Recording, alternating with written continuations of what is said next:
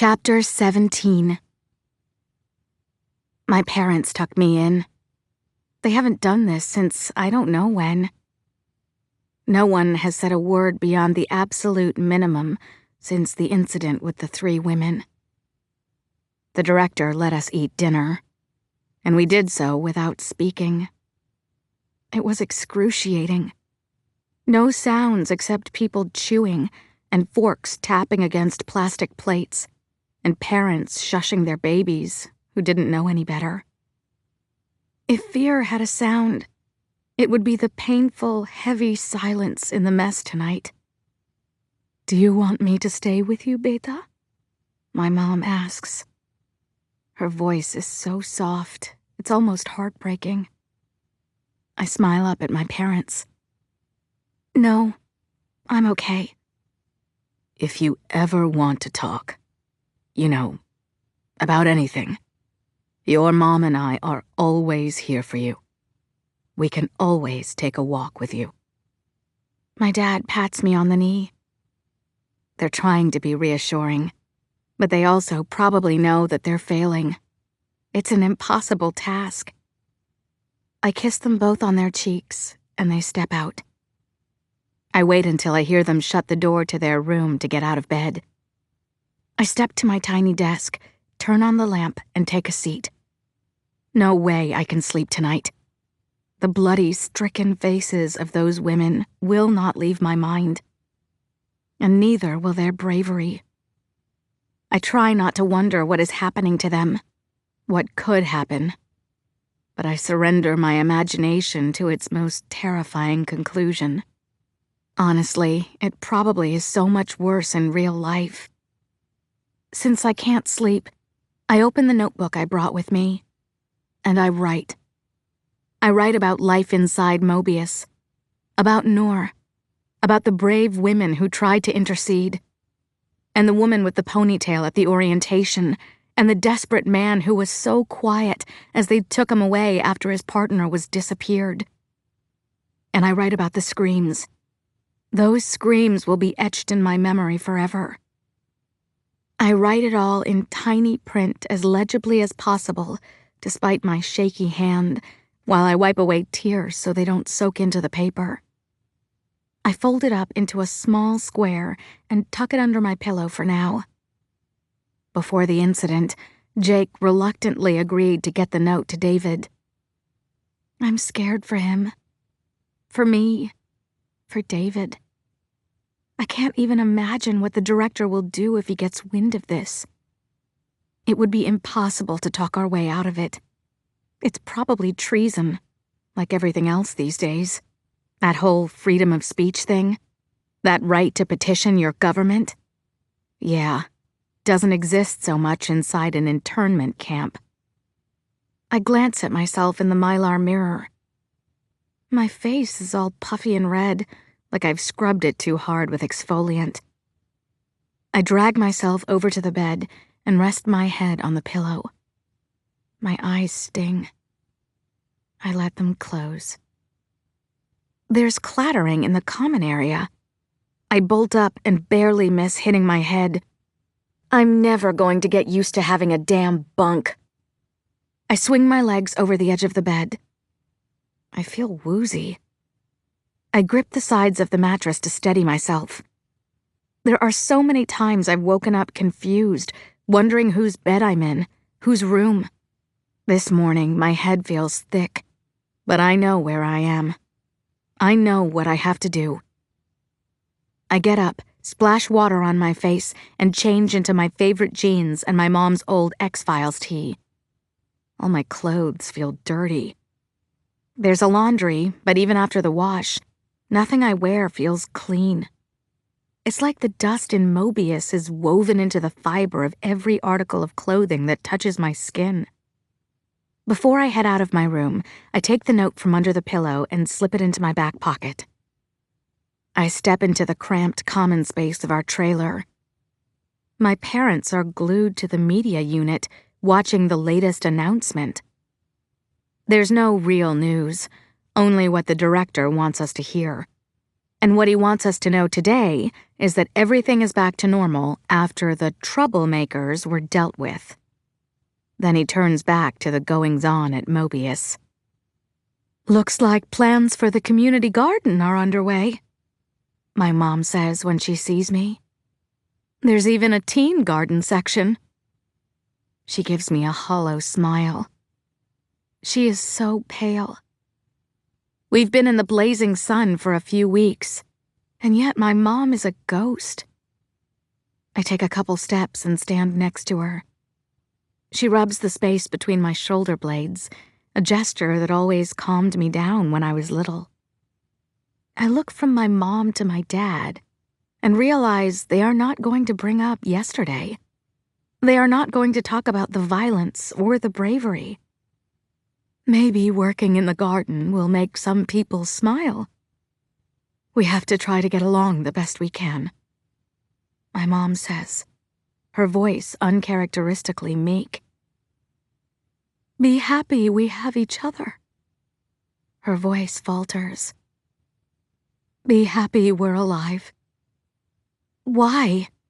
Why do we have to sit around and take it like it's all okay? Did you not see what I saw last night? I wish everyone would stop acting like this is all normal. It's not normal. I raise my voice more than I should. Layla. My dad's voice is even as ever, cognizant of the camera and of being watched. Your mother is simply saying that we should do our best to make a community here. Before you know it, we'll be back at home.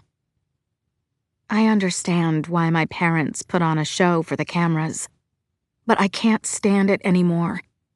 I'm scared they'll start believing what they're saying. What if we never get out of here? What if we die in here?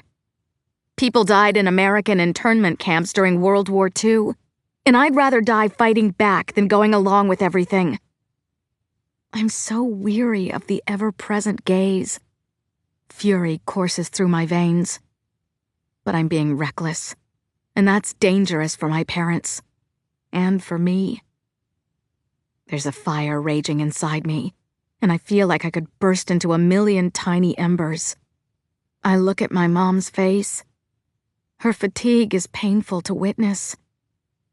I know I'm part of the reason she looks that way. I dig my fingernails into my palms and press until it hurts. I look at the deep red crescents my nails made in my skin. I sigh and take a shaky breath. I promised Aisha that I'd be careful and that I wouldn't do something stupid and rash. It's a show. I can't forget that. I bite my lip. Sorry, Mom and Dad. You're right. I was being stupid. I didn't mean it.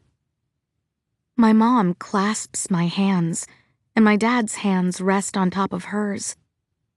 It strikes me that the look in their eyes, the one I don't remember existing until we got to this place, is a unique kind of fear. You wonder if you'll ever see your kid again when they step out the door. There are layers to fear and complexities, and being trapped here brings that to light. I tell my parents I'm meeting Aisha, but it's a lie, and it's for their own good. I kiss them goodbye, giving them a little wave at the door. Stepping outside, I nearly trip down the stairs because Jake is standing by my front door and totally startles me. Sorry, he says, catching me by the elbow before I fall to the ground. I look up at him. He pulls his hands away immediately. I've been waiting for you to come out. We planned to see each other so I could give Jake the note, but I didn't realize he meant that he was going to be stalking my front doorstep. Also, he seems anxious, which is unusual.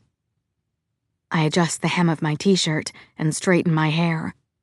Awkward is the first word that comes to mind right now. I look around and reach into my back pocket. Jake puts his palm up, stopping me. Come with me. Don't ask questions. I hesitate, thinking of my conversation with Aisha and Sohail. Maybe I really have read everything wrong. Why does he seem so nervous? I keep telling Aisha and Sohail that I trust my gut about Jake. I told David too. But what if my gut is totally wrong? What if Aisha was right the first time she warned me about him? I hate doubting myself. A part of me wonders if maybe I am foolish for trusting him. I follow Jake anyway. If my instinct is wrong, and he has only been gaining my trust to bust me, then he can drag me away anytime he wants to.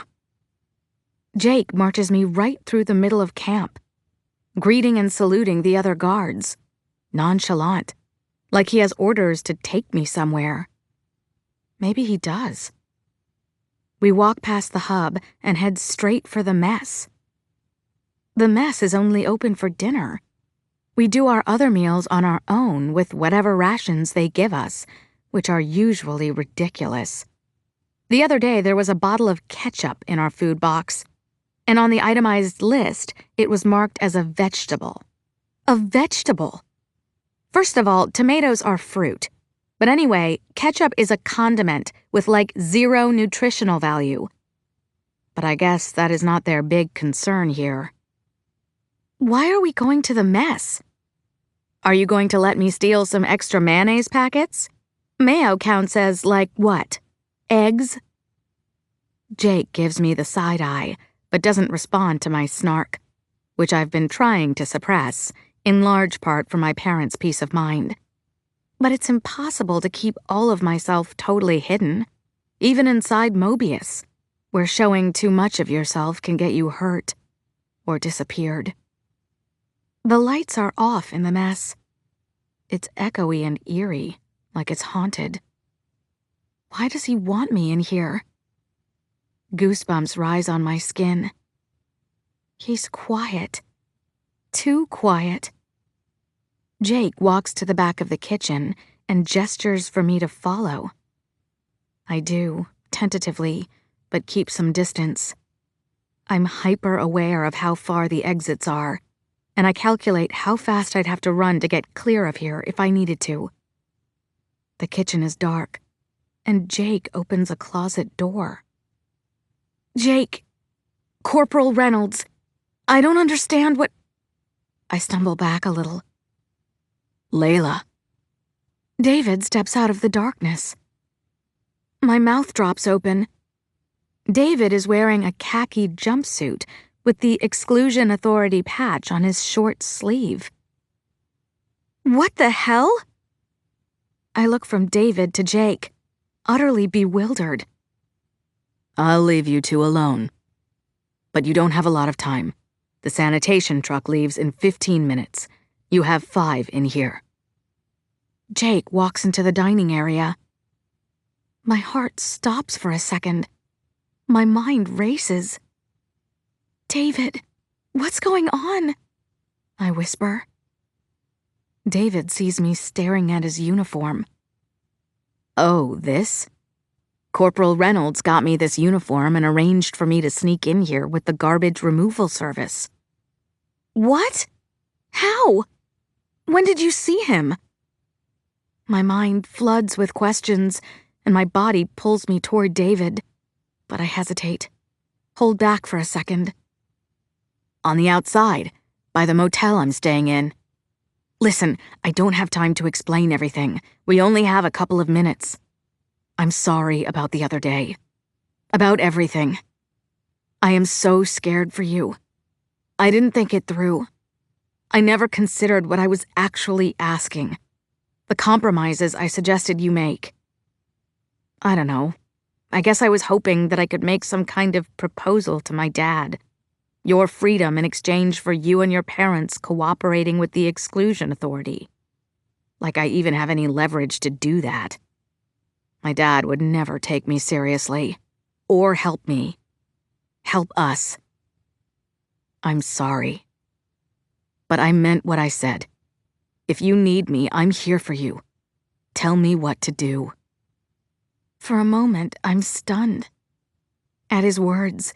At this impossible situation. And then I'm in David's arms. and I see myself like I'm outside my body, drawing closer to him, closing my eyes, raising my lips to his, letting this place melt away. Kissing him feels like the one thing keeping me really and truly alive in this place. It's a reminder of everything that has been taken from us, but it also gives me hope. That feeling lasts only a fleeting second, though, because in the next, I wonder if David can hear my stomach churn. I'm ridiculously overjoyed to see him, but also terrified for both of us. If he gets caught in here, like this, I don't know how much his father can protect him. And my thoughts wander to Jake. I was right. He won't give us up. And that makes me scared for him, too. When we pull away from kissing, I reach into my back pocket and hand over the post I wrote. Tell him my idea. Tell him about the white rose, about Sophie Scholl, about what I need him to do. What I know he will do. Jake clears his throat loudly. Time. The minutes are long in Mobius, but also there is never enough time. He told you, right? There are people talking and protesting, and the Occupy people are here. The rooms in town are all sold out. They're sleeping in cars and tents. They brought the press. There's this reporter at the motel. I talked to her this morning at breakfast. She's super sympathetic. She has Muslim family. She'll get your article out there. I'm sure of it. People will hear your words. Between sentences, David peppers my face with kisses. Please be careful. My name isn't on that. But if your name is revealed, they'll come after you and your parents. My parents would go apeshit. But I don't care. I know they want to protect me, but they need to remember the prejudice they've faced and fought. They need to wake up. I'll be okay. David kisses my forehead. Trust me. Then he puts his finger to his lips and slips me a small flip phone. He puts his lips to my ear. It's a burner. Don't tell him. Call or text me when you can. I nod and slip the phone into my front pocket, happy that this old X-Files t-shirt is loose and pulled out of shape so that it stretches down well past my hips and hides the outline of the phone. Then I respond normally. I do trust you. It's everyone else in this stupid world I don't trust. And things are happening here, too. I mean, they will. We're talking about things happening. Layla, please don't give them an excuse to hurt you. This camp is operating outside the law. The Attorney General can't even control it. I know. I'm on the inside, remember? But I can't sit by and do nothing. Sophie Scholl's words come to mind. Someone has to make a start. David pulls me into his arms, and his hug feels like I'm enveloped in my beloved Kanta quilt. You're amazing. We stand there for a second, quiet. And it reminds me of a line from a Walt Whitman poem my dad sometimes whispers to my mom.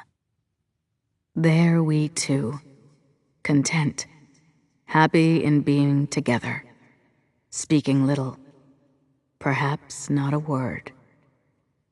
I love you, David whispers, and runs his index finger across the necklace he gave me. When Jake walks back into the kitchen, David kisses me one more time. His kiss is feather light, and there is a kind of beautiful and bittersweet magic in it. He picks up 2 bulging black garbage bags and heads out a side entrance. Watching him walk out of the room crushes me. Jake pauses, waiting for David to leave before he takes my elbow and directs me back through the main dining hall and outdoors. He's the one I'm most flummoxed by in all of this. He walks unusually slowly, dragging his feet back to my trailer. He scans the space around us and the sky above us and then comes to an abrupt halt and faces me. Wait. Please. He pauses. Writing that story and giving it to David. Jesus.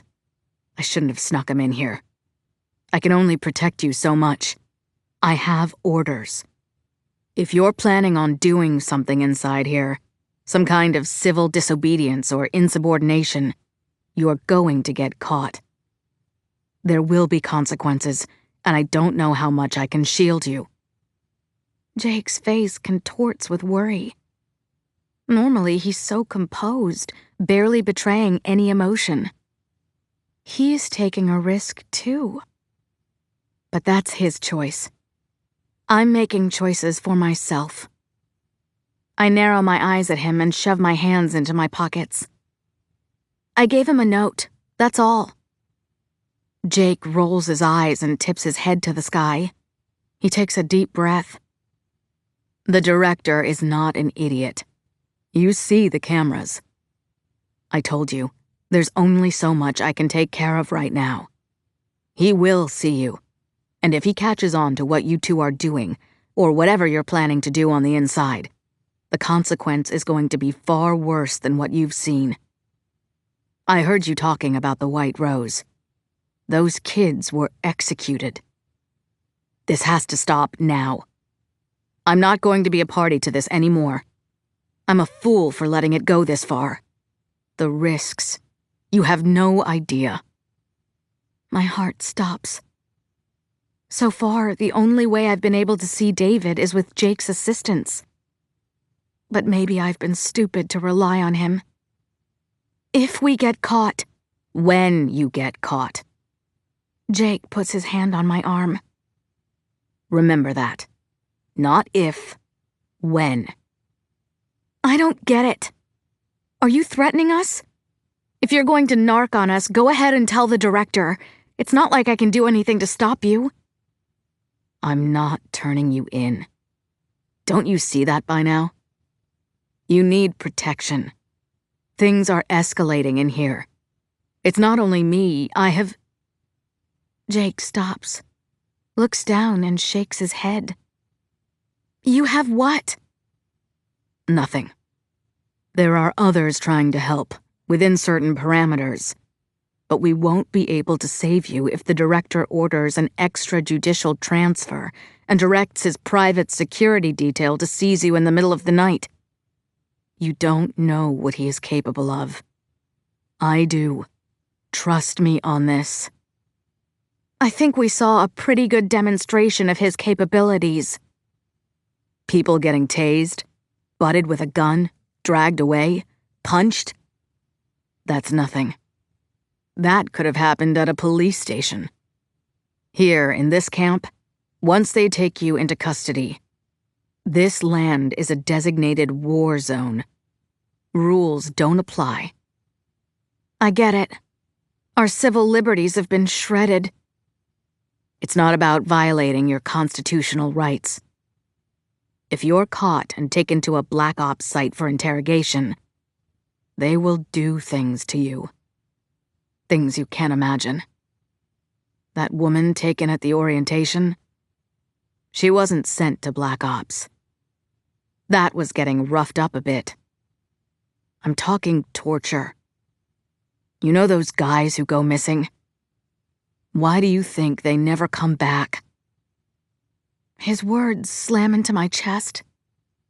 So far, David, Aisha, Sohail, and we've mostly talked and planned and played at being the Mobius resistance. Now I realize how totally amateur we've been. The stakes are high. The highest. And I'm not sure if any of us are ready to take on the director and his real-world consequences. I take a deep breath. I have to do something.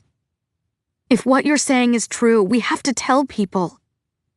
I don't think people on the outside will tolerate this if they know. That's why the director wants this place airtight. Information does not get out. This camp is the first. Another is about to open, and the high command within the authority won't stop at 2. They want internment to go wide scale. High Command? It's all under the auspices of the Secretary of War. But it's made up of Homeland Security guys, CIA and FBI too. You need to understand that the president operates like the Constitution is a blank slate. His party holds the Senate and the House. No one is challenging him. People won't even call him out on his blatant lies.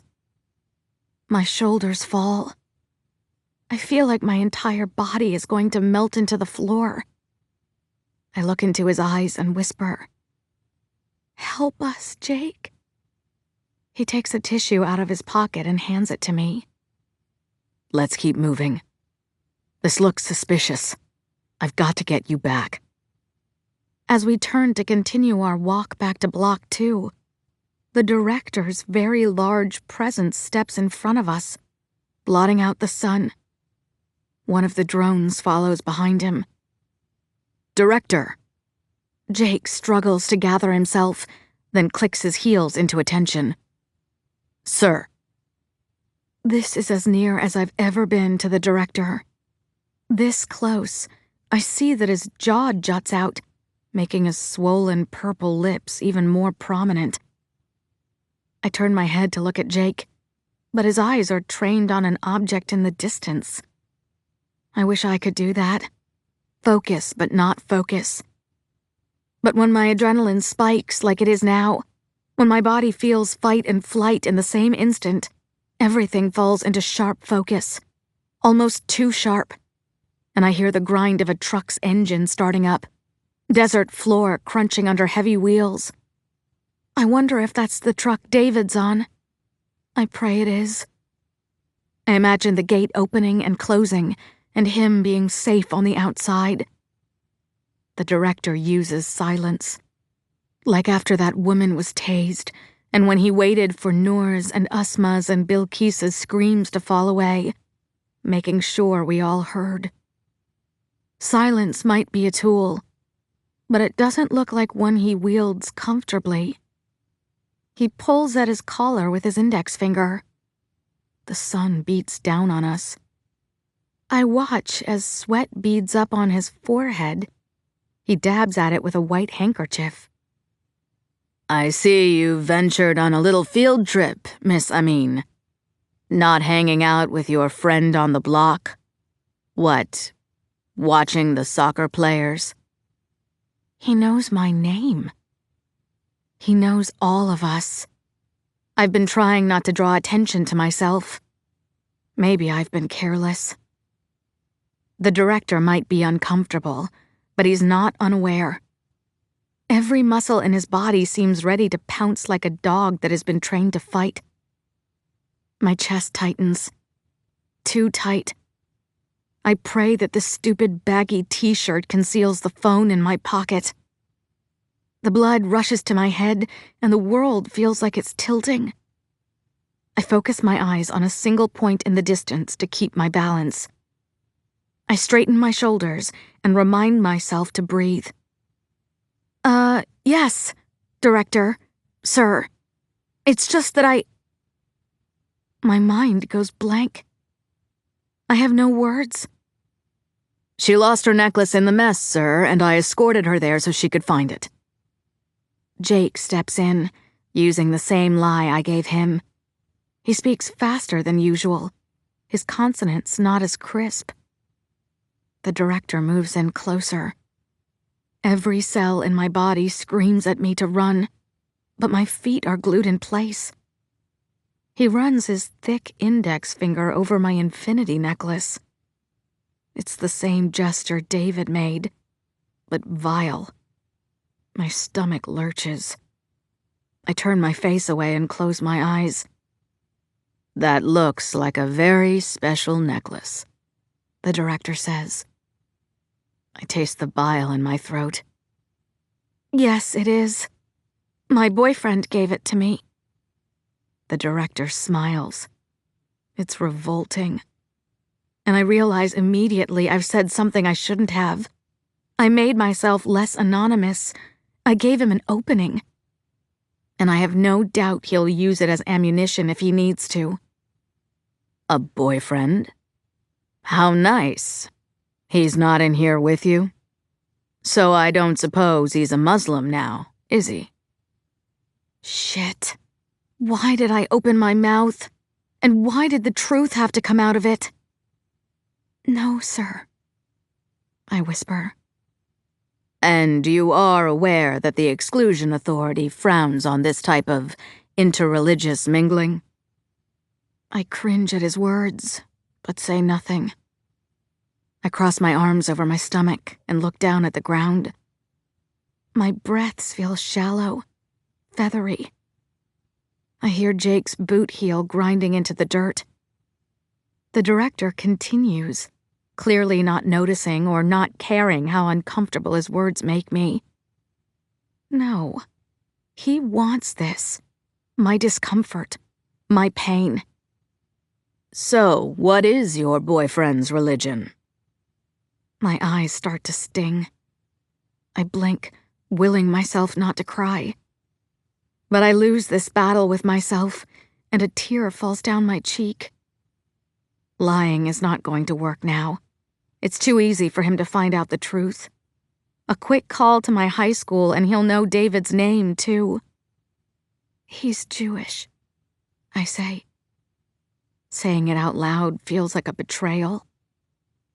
America might only be rounding up Muslims right now, and the director might only be focused on us. But bigots don't generally limit their hate. Islamophobes are likely anti-Semites, too.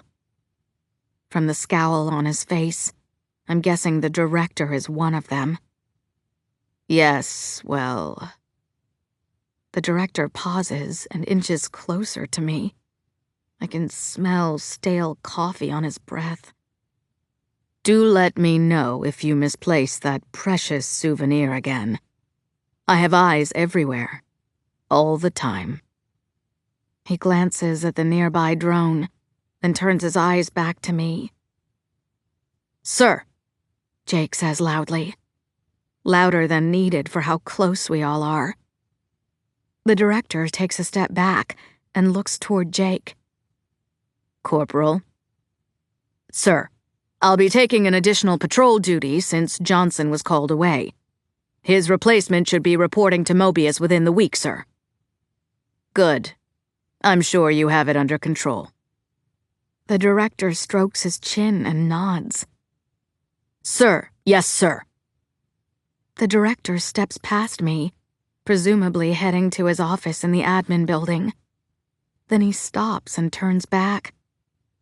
I suck in my breath and bite my lip. I take a wobbly step backward. Jake places his hand behind my back to steady me.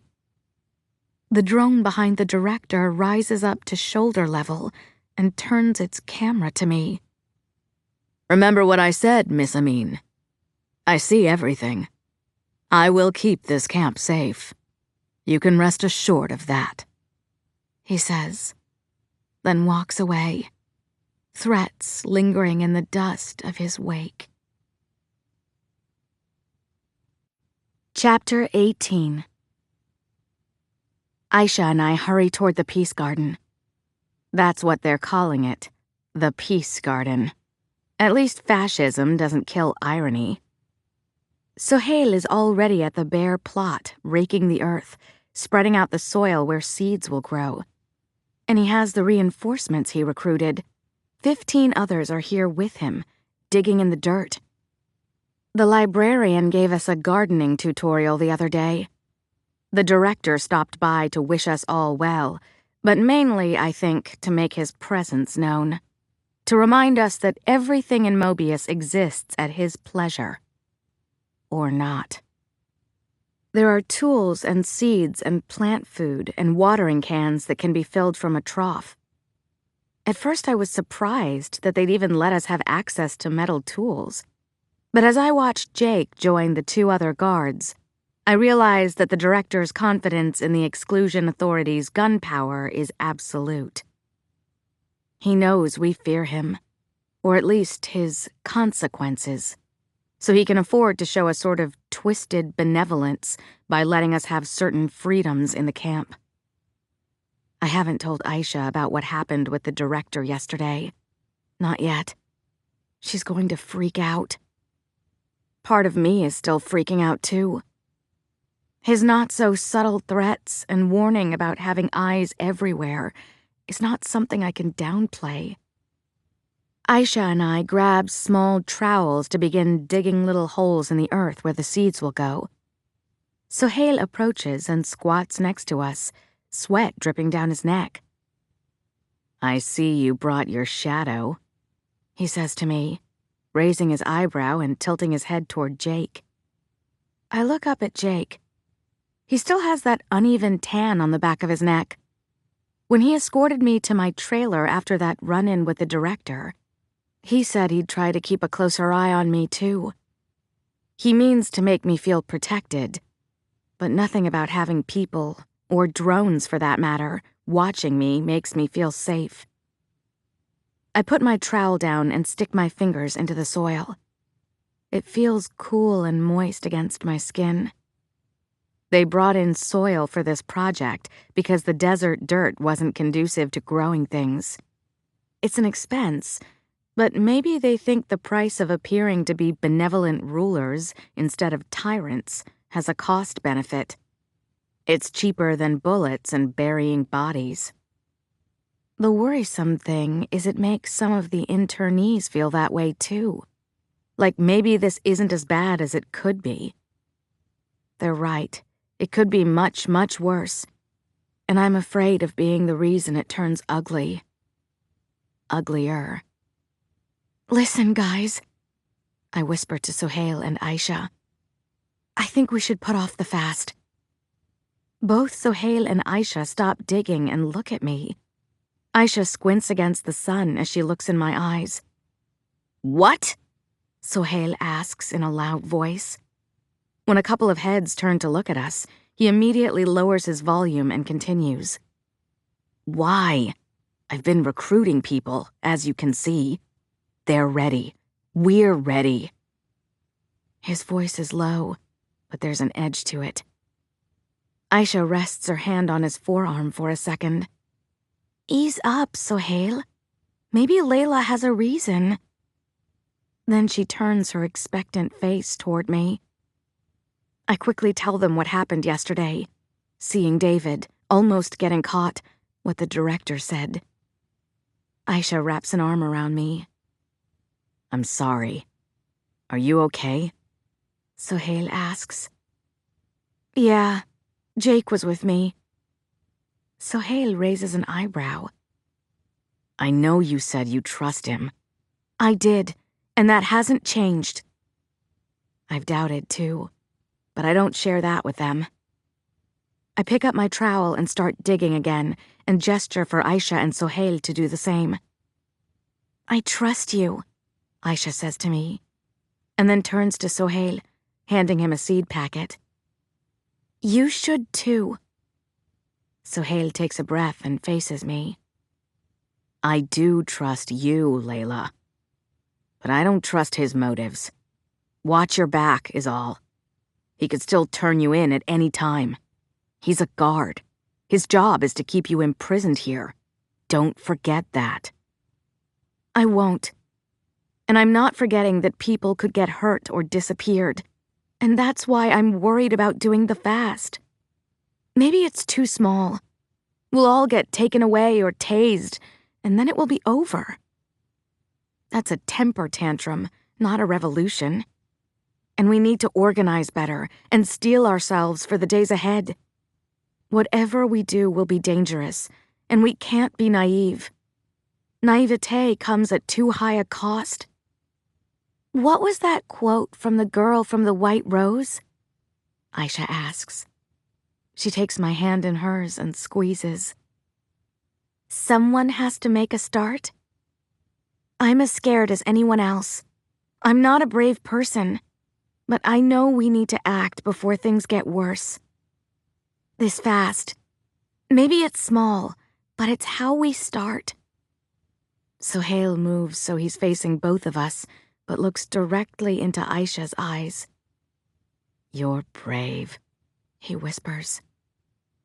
She gives him a soft smile. And you're right, Layla.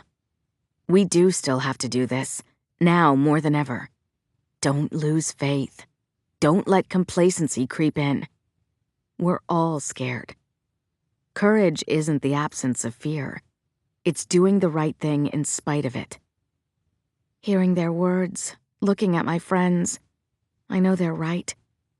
It's so hard to act when you also feel terrified all the time. That's what the director is counting on. Terror seeks silence, not screams.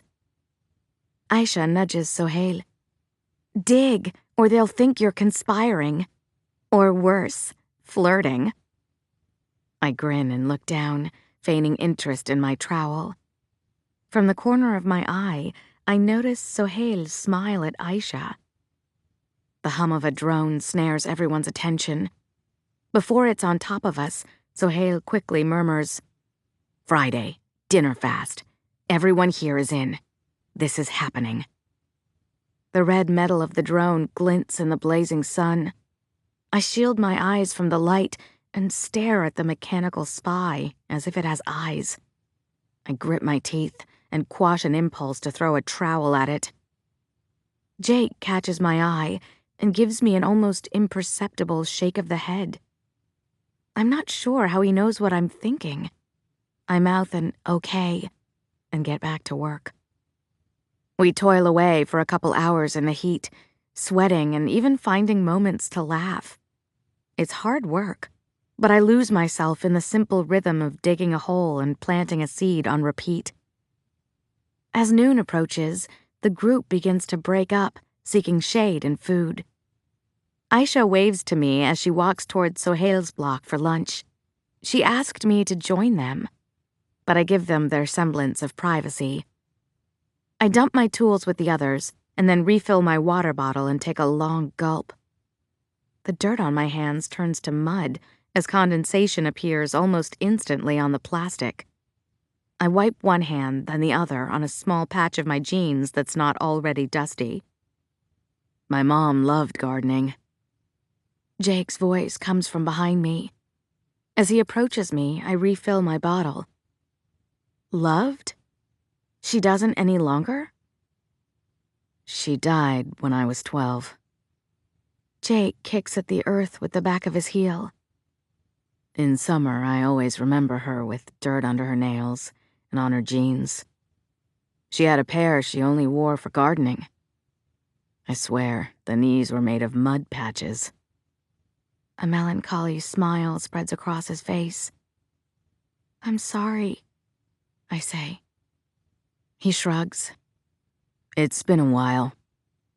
My brother was a lot older, already out of the house, and my dad and we made out okay. Jake's not looking at me while he talks. He's focusing on the mountains in the distance.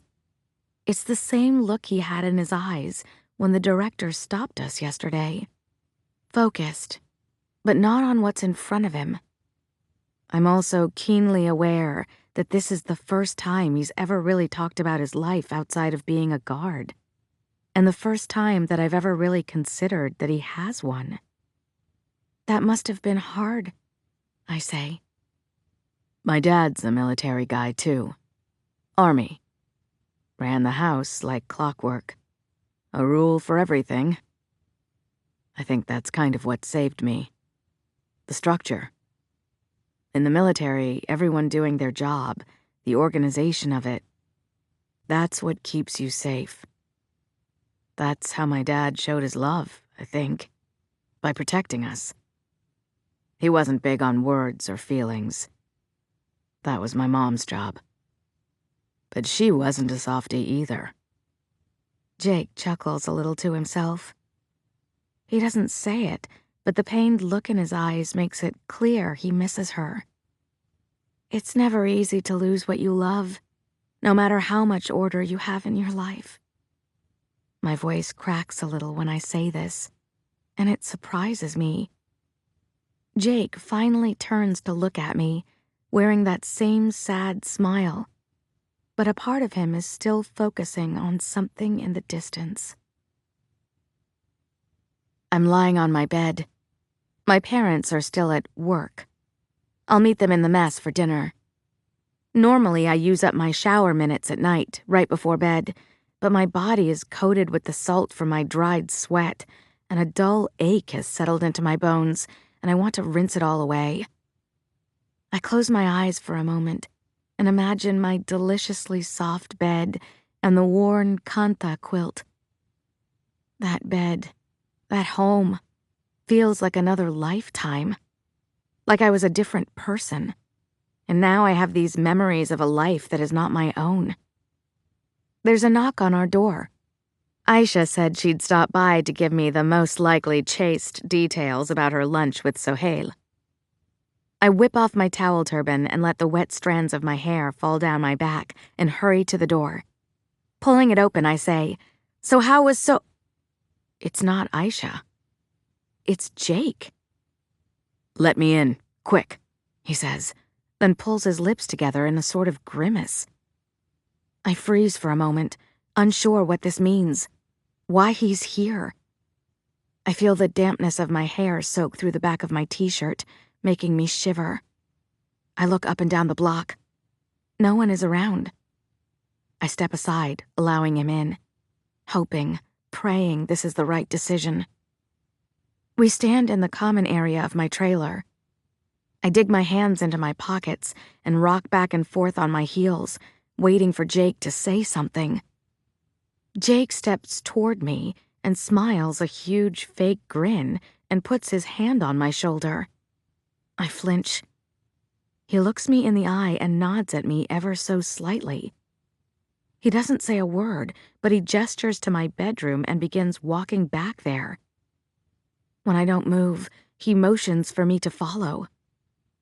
This is a huge leap of faith, and I hope it's not into the abyss.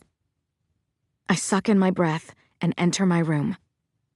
Sohail's words of warning float in the air around me. Don't trust anyone. But I do trust my instincts. I pray those instincts are right. Jake shuts the door behind us. "Now what?" I say a little too loudly. Jake puts a finger to his lips and steps closer to me. "There's no camera in here, but keep your voice down anyway. Sorry to be mysterious, but the bedrooms are the only places the drones and cameras can't get to." "But they saw you on the camera in the common room coming into my bedroom. Isn't that suspicious?" A guard going into a woman's bedroom. Let's say it's probably happening, and the director doesn't care. Gross. That's just wrong. It's a guard and a prisoner. A prisoner can't consent. It's coercion. It's rape. I don't know any of the guards personally, but there is talk. Jake, you can't let it. You have to. I know. And if I see something happening, I will stop it. I swear. Now listen. What are you planning? Out there at the garden with everyone else? Nothing, I say flatly. Clearly he knows something, but I'm not sure I should tell him anything. Not even sure it's my right. It involves too many other people. I understand why you're suspicious. It's smart. It's survival. Jake makes a quick, precise exhale, and another one, almost like he's counting them in his head. He pulls off his cap and runs his hands through his short, dirty blonde hair, damp with sweat. Look, the director. He's talking about bringing more guards in here. He feels the rumblings in the camp, an air of dissent. He's vindictive and petty, but he's not stupid. Remember that young Arab-American woman they dragged away? My muscles go taut. I clench my hands into fists. Noor. She has a name. Jake nods. Sorry, yes. Noor. You know how she wore an American flag hijab? I nod. Apparently, it got torn off somewhere in the struggle, and it showed up this morning on the door of the admin building. Ripped, stained with blood, and scrawled across it in black marker was the word resist. A strange kind of elation bubbles inside me. I don't know what happened to Noor or the other women. I'm afraid to even think about it. But Aisha, Sohail, me, we're not alone. No, it's not joy that's welling inside me. It's hope. Who? How? His security detail and the guards are everywhere by the admin building and the hub. Jake continues. I know. Should not have been possible. He knows that too. A part of him fears it could be a guard. My jaw drops. Holy shit. Jake continues. The director went ballistic. And it's like he warned you. He wants more eyes, everywhere. He trusts me for now, and... He trusts you? Is that supposed to make me feel better? Yes, it should. Look, it took me a long time to get to this. Too long. It's what I was saying before. I grew up military. Orders were sacrosanct in my house. But I received counter-orders too. Being in here. Meeting you and the others. I finally understood the real mission. My sworn duty to protect this country from enemies foreign and domestic. I don't quite get what he's trying to say, and he can read the quizzical look on my face. Layla, I'm an exclusion guard, but that's not all. I've already said more than I should. Put you at risk. What does that mean? And why? Why are you going along? I'm bursting with questions and confusion, and my head feels woozy. Jake takes a step toward me, closing the distance between us. I'm sorry, he says in a gentle, low voice that catches me off guard. I hate going along with it, but I have to for now. And I'm sorry if anything I've done or may do hurts you. The director has to trust me. That's why he's having me keep an eagle eye on you. He thinks I have your confidence, and that I'll inform him of anything suspicious. I have to play along for now. It's the only way I can keep you safe. His voice quiets to a whisper, and he gently wraps his fingers around my upper arm. I look down at his hands. Then he quickly pulls them away. I'm startled, but not afraid. I'm worried for me too. For all of us. Most days there isn't a moment I'm not scared. But there's a fire burning all around me, and I can't stand by and do nothing, and you should understand that. And isn't what you're doing putting you in danger? I'm doing my duty, Layla. My sworn duty. Well, I'm doing mine too. My voice is a squeak, and it makes me cringe. Jake's eyes soften. I need you to understand. The director, what he said to you the other day, he won't be trifled with. He will hurt you, and I might not be able to stop him. And I can't. Tears well in my eyes. I know the director can do things to us without anyone paying attention or caring. But if we don't do something now, if we stay silent, what's next? If we're going to be disappeared anyway, we can't go down without a fight. When I hear the words in my mind, they sound brave. But coming out of my mouth, they are weighted down by fear. Jake rubs his forehead. I was afraid you were going to say that. Remember, you're not alone. There are dust-ups on the outside, protests at the White House. People are talking. The director is keeping that from you, from everyone, but it's not silent out there. It's loud and getting louder. I muster a small smile. All the more reason for us to rise up on the inside. My voice breaks a little, and a tear trails down my cheek. I'm terrified. I whisper, and then clear my throat. I feel like I'm confessing something I shouldn't, but I don't know how to act strong, be strong all the time, when I'm mostly scared and alone and lonely. I look up at Jake, into his kind, warm eyes. He hesitates, reaches his arms out slightly. Then I hug him, and he wraps his arms around me, and they feel safe. A part of me knows this isn't right, but for this tiny moment, I need human comfort, and Jake's arms give me that. I want to draw from his strength, to bolster my own as it wavers in fear of what the future holds. But this also feels wrong. I open my eyes and push back against Jake, almost tripping over my shoes. He steps back, and a look of dismay crosses his face. Layla, I'm sorry. I'm so sorry. I don't know what I was thinking. I shake my head, and words spill from my lips. It's this place. I feel so alone. I miss David so much. It's like I'm in a crypt and the door is slowly being sealed shut, and I can't hold it open, and no one can hear me screaming. I look at him and see a guy a few years older than me.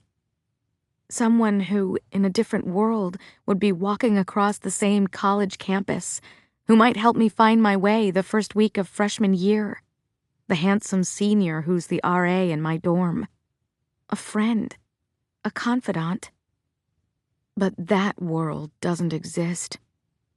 He's a guard in my internment camp. That's reality. It is my present, and I'm trying desperately to make sure it isn't my future. You're not alone, Layla.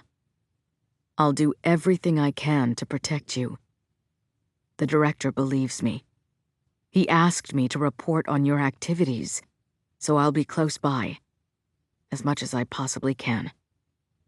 I mouth a silent thank you.